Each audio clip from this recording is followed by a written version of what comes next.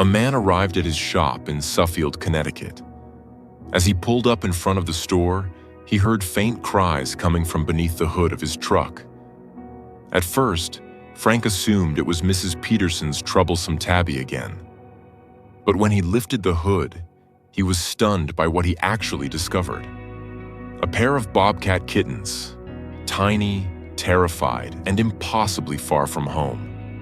Somehow, these tiny stowaways had clung to his truck's engine for the entire journey. What were they doing tangled in the engine? And how had they survived the ride without falling out or being burned alive? Somewhere back in the woods, a mother bobcat was frantically looking for her missing young, with the chances of a reunion fading by the minute.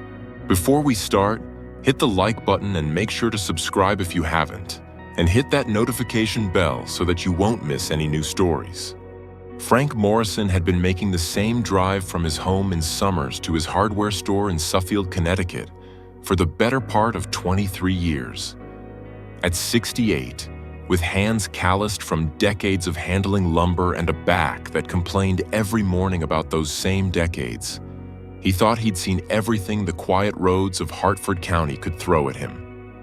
Deer jumping out at dawn, turkeys strutting across Route 190 like they owned the place. Even that one memorable morning when a black bear had ambled through the parking lot, sending his morning customers scurrying back to their cars. But nothing, absolutely nothing, had prepared him for what waited under the hood of his trusty Ford F-150 that crisp October morning. The first sign something was amiss came as he pulled into his usual spot behind Morrison's Hardware and Supply. The engine had barely stopped rumbling when he heard it, a sound that made him freeze with his hand still on the door handle. It wasn't quite a house cat's meow, but sharper, wilder, like nature's attempt at mimicking something domestic but getting the pitch all wrong. The sound came again, more insistent this time, and Frank's bushy eyebrows knitted together in confusion.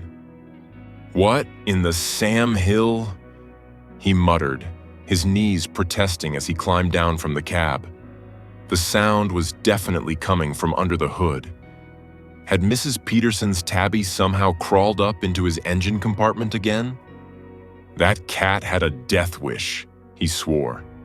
Frank popped the hood latch and lifted it carefully, expecting to see a frightened house cat huddled against the engine block. Instead, two pairs of perfectly round, golden eyes stared back at him from the depths of the engine bay.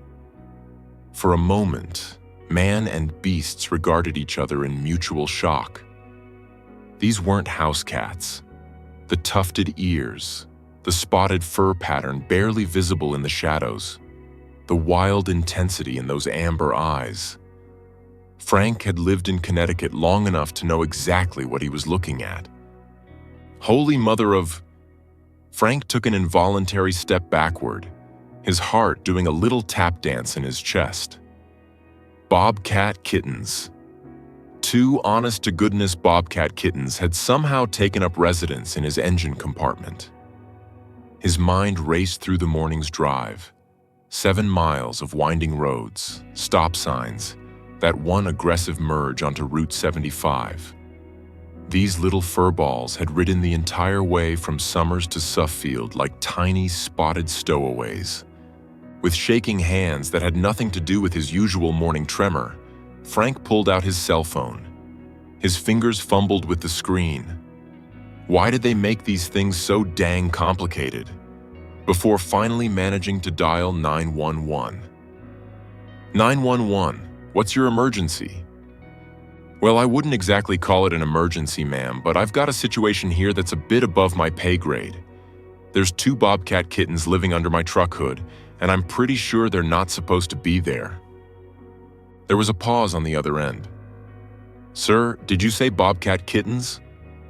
Yes, ma'am. And before you ask, no, I haven't been drinking. It's 8 in the morning, and I'm stone cold sober. Just confused as all get out. Within minutes, Frank's quiet parking lot transformed into something resembling a 3-ring circus. First came the Ancon police, the environmental conservation officers, their vehicles pulling in with an urgency that made Frank's regular customers peer out the store windows in curiosity.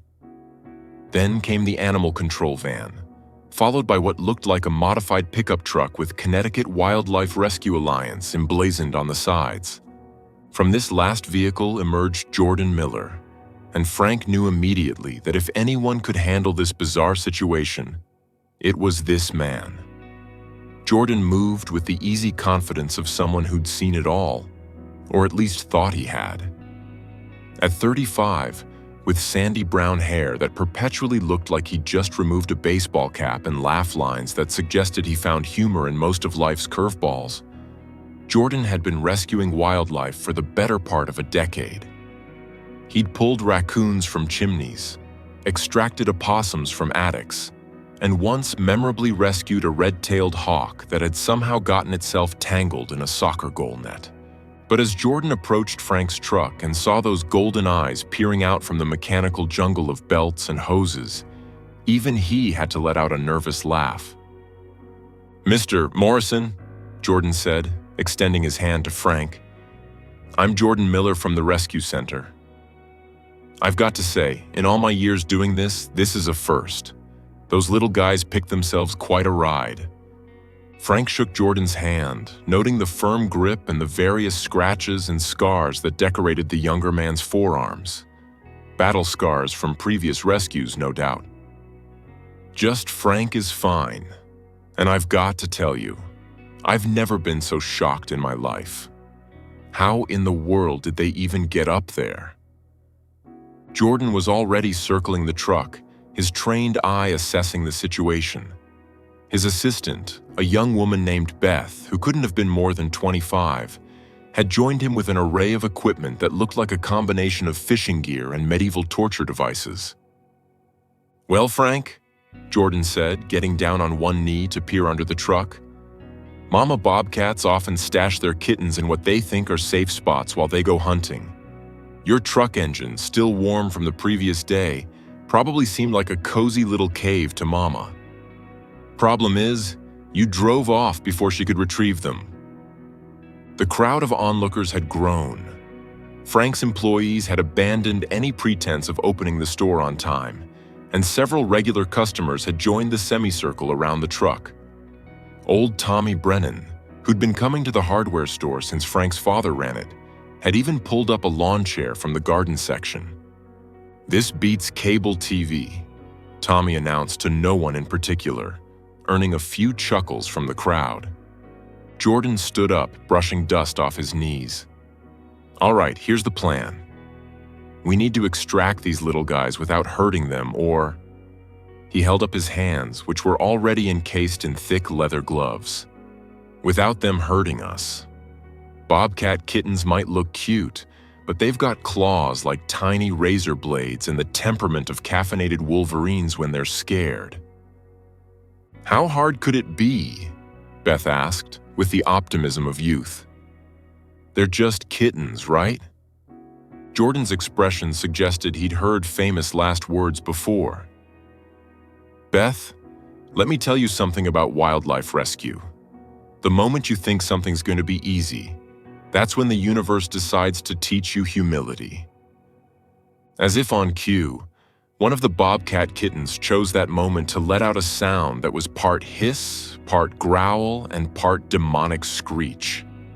Several onlookers took involuntary steps backward. "See what I mean?" Jordan said, pulling out what looked like a sophisticated fishing net with a telescoping handle. "All right, Frank, we're going to need to keep that hood propped all the way open. Beth, you've got the carrier ready?" What followed was perhaps the most ridiculous hour and a half in the history of Suffield's Main Street. The plan, as Jordan had initially conceived it, was elegantly simple. Reach in with the net, gently scoop up each kitten, transfer to the carrier, done. The Bobcat kittens, however, had apparently attended a different planning meeting. The moment Jordan's net approached, both kittens vanished deeper into the engine compartment like furry little magicians. The truck's undercarriage became their playground, a three-dimensional maze of hiding spots and escape routes that would have made Houdini proud. Jordan found himself flat on his back under the truck, reaching with his net while Beth called out directions like the world's strangest GPS system. Left. No, your other left. He's heading toward the... Oh no, now he's by the transmission. At one point, Jordan had managed to get his net around one kitten, only for the little creature to execute what could only be described as a triple axel with a half twist, landing on Jordan's chest before launching itself back into the engine compartment. Jordan lay on the asphalt for a moment, staring at the sky, his expression one of bewildered respect. Did that kitten just parkour off my chest? He asked no one in particular. Sure looked like it, Tommy Brennan called out helpfully, now eating popcorn he'd somehow procured from somewhere. The second kitten, Jordan noticed, had a slight limp, favoring its left rear leg. This should have made it easier to catch. Instead, it turned out to be a master of misdirection, always zigging when they expected it to zag, using its injury to lull them into a false sense of confidence before darting away at the last second. NCON officer Patricia Gonzalez, a no-nonsense woman in her 40s who'd seen her share of wildlife mishaps, tried to help by approaching from the other side. This resulted in what could only be described as a live-action version of whack-a-mole, with Bobcat kittens popping up from various points around the engine, only to disappear the moment anyone got close. It's like trying to catch smoke, Beth panted, her pristine rescue uniform now decorated with grease stains and dust bunnies. Smoke with claws, Jordan corrected, showing off a fresh scratch on his forearm that had somehow penetrated his thick gloves. Frank watched all of this with a mixture of amusement and guilt. I feel terrible about this, he said to Officer Gonzalez. If I'd known they were under there. Don't beat yourself up, Gonzalez replied, her stern face softening slightly. You couldn't have known. Besides, she added, a rare smile cracking her professional demeanor. This is the most entertainment this town has seen since the 4th of July parade when the mayor's toupee flew off. After 45 minutes of what could generously be called strategic maneuvering and less generously called chaos, Jordan called for a tactical retreat. He stood up, his hair sticking up at wild angles, his face streaked with motor oil, looking like he'd just emerged from combat. All right, new plan, he announced. We're going to have to think like bobcats. What does that mean? Beth asked, trying unsuccessfully to smooth down her own disheveled hair. Jordan's eyes had taken on a determined gleam. It means we stop chasing and start luring. Frank, you got any sardines in that store of yours? Frank's eyes lit up. I've got a whole end cap of them. Part of our emergency preparedness section. Perfect. And I need everyone to back up, way up. These kittens are stressed, and we're making it worse with all the commotion. The crowd reluctantly retreated, though Tommy Brennan needed some convincing to abandon his front row seat. Jordan opened 2 cans of sardines, the pungent smell immediately filling the air.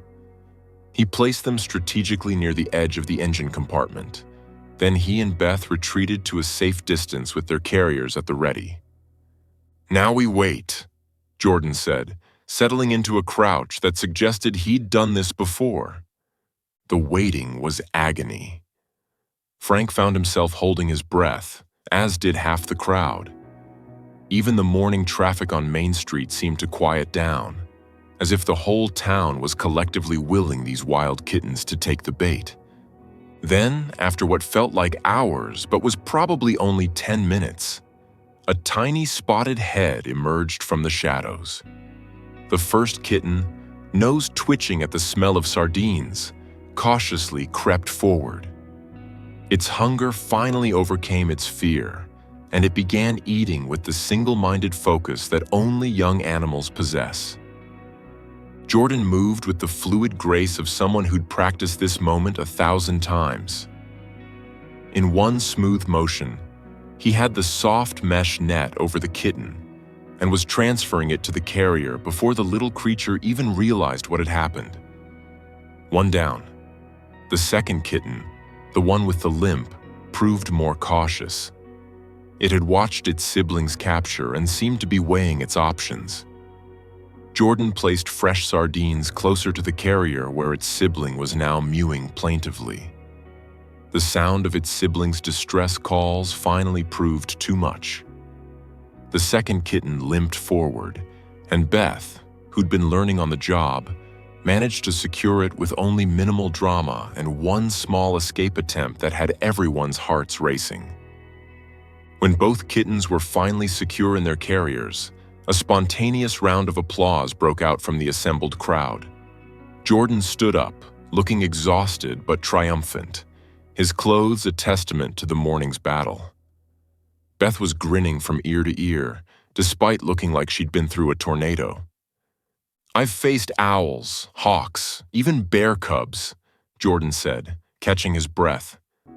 "But I never thought I'd nearly be outsmarted by two little fuzzballs that couldn't weigh more than 3 pounds each." Frank approached, his weathered face creased with concern. "What happens to them now?" "Their mama's probably worried sick." Jordan's expression grew serious. "That's our next challenge. We're going to take them back to Summers, to the area where you started your drive this morning. Officer Gonzalez and her team will set up trail cameras, and we'll place the carriers where Mama can find them.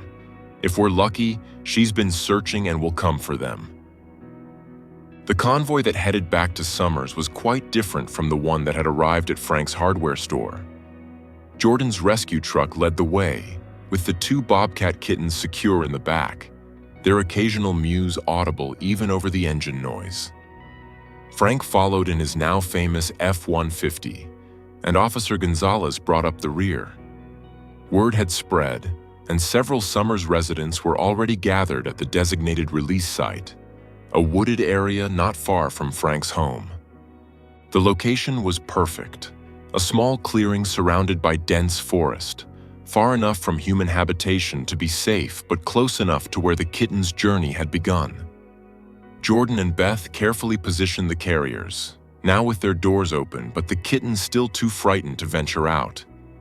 Trail cameras were positioned at strategic angles, their infrared sensors ready to capture any movement. "Now comes the hard part," Jordan explained to the assembled group, keeping his voice low. "We have to leave them and hope Mama finds them. Bobcats have incredible noses, and she's likely been tracking their scent since she discovered them missing." The waiting was excruciating. The rescue team retreated to a safe distance, monitoring the cameras from Jordan's truck via a wireless connection that Beth had rigged up. Frank had closed his store for the day, first time in 15 years, and sat in his truck, unable to leave despite Jordan's assurances that it could take hours or even days. "Those little guys rode under my hood," Frank said simply when Jordan suggested he might be more comfortable at home. "Least I can do is wait to see if they get back to their mama." The afternoon wore on. The New England sun, weak but persistent in the October sky, began its descent toward the tree line. The assembled crowd had mostly dispersed, though a few diehards remained, including Tommy Brennan, who'd somehow managed to bring his lawn chair along for this part of the adventure too. It was nearly 5 o'clock, with shadows lengthening across the clearing, when Beth suddenly grabbed Jordan's arm. "Movement," she whispered, pointing at the laptop screen showing the camera feeds. Everyone held their breath as a shape materialized from the underbrush. Even on the grainy camera feed, the Bobcat's grace was evident. She moved like liquid shadow, her spotted coat perfect camouflage against the dappled forest floor. But it was her behavior that made Jordan's throat tight with emotion. She was clearly following a scent trail, her head low, moving in the characteristic zigzag pattern of a mother searching for her young. The moment she detected the carriers, her entire body language changed. She froze, every muscle taut, her tufted ears swiveling like radar dishes. Then they heard it, a sound that made everyone in Jordan's truck lean forward. The kittens had begun calling, their high-pitched mews carrying across the clearing. What happened next happened so fast that if they hadn't been recording it, Jordan might have thought he'd imagined it. The mother bobcat bounded forward, reaching the carriers in 3 magnificent leaps. The kittens tumbled out, their injuries forgotten in their desperation to reach her. The reunion was brief but intense. A tangle of spotted fur, the mother checking each kitten with her nose, quick licks to their faces, and then, as suddenly as she'd appeared, she was leading them back into the forest. The last image the cameras captured was of 3 bobcats disappearing into the Connecticut wilderness. Mama in the lead, the healthy kitten close behind, and the one with the limp bringing up the rear but keeping pace. Its injury apparently not as serious as Jordan had feared. The truck erupted in celebration. Beth was actually crying, which she tried to hide by claiming it was allergies. Jordan wasn't much better off, blinking suspiciously and clearing his throat repeatedly. Even Officer Gonzalez, who'd maintained her professional composure throughout the entire ordeal, was smiling broadly. Frank sat in his truck for a long moment after the bobcats vanished, his hands resting on the steering wheel. When he finally spoke, his voice was thick with emotion. 40 miles of highway, all those stops and starts, and they hung on. Toughest little things I ever saw. Jordan walked over to Frank's truck window. You know, Frank, you gave those kittens quite an adventure, but you also might have saved their lives. If they'd been separated from Mama for much longer, especially with that one's injury. Frank nodded, understanding. Still feels like the strangest day of my life. Tell you what, Jordan said, grinning. I'll send you the video footage. You'll be famous. The man who gave bobcats a lift to Suffield. As it turned out, Jordan was right. The video of the Bobcat reunion, posted by the Connecticut Wildlife Rescue Alliance, went viral within days.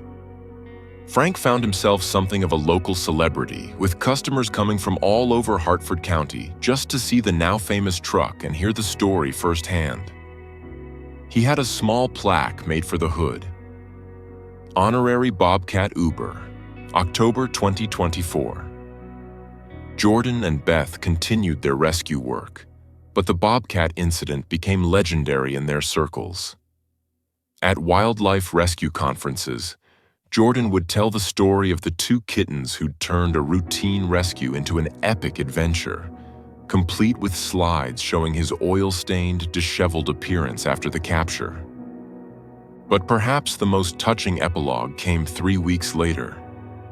Frank was opening his store in the pre-dawn darkness when he saw them. 3 sets of eyes reflecting in his headlights at the edge of the parking lot. The mother bobcat and her 2 kittens, the injured one now moving without any trace of a limp, watching him from the safety of the tree line. They stayed for just a moment, long enough for Frank to know it was really them, before melting back into the forest. Frank stood there in the cold morning air, a smile creasing his weathered face. "You're welcome," he said softly to the empty parking lot. "Anytime you need a ride, you just let me know. Though maybe next time, we'll use a carrier from the start." From that day forward, Frank made a habit of checking under his hood before every morning drive. Not because he expected to find more bobcats. Lightning doesn't strike twice, after all. But because that one extraordinary morning had taught him that the world was full of surprises, and sometimes those surprises came with spotted fur and golden eyes. hitching a ride to adventure in the most unexpected places. The Bobcat family was occasionally spotted around summers over the following months, always giving human habitation a respectful distance but clearly thriving in their woodland home. Wildlife biologists from the state would later note that the incident had provided valuable data about bobcat behavior and adaptability. But for Frank, Jordan, and everyone who'd witnessed that October morning's drama, it was simply a reminder of the wild heart that still beats in Connecticut's forests, and the unexpected ways that human and animal lives can intersect. As Jordan would often say when telling the story, wildlife rescue isn't just about saving animals. Sometimes it's about discovering that we share this world with creatures far more resilient, resourceful, and remarkable than we ever imagined. And sometimes, just sometimes, we get to be part of their story in ways we never expected. The video of the reunion continued to circulate, touching hearts around the world. But for those who were there, Frank with his oil-stained hands, Jordan with his scratched arms and wild hair, Beth with her tear-streaked face, and even Tommy Brennan with his lawn chair and popcorn, it was more than just a viral moment. It was a reminder that even in our modern, paved-over world, magic still happens. Sometimes it just needs a ride to get where it's going.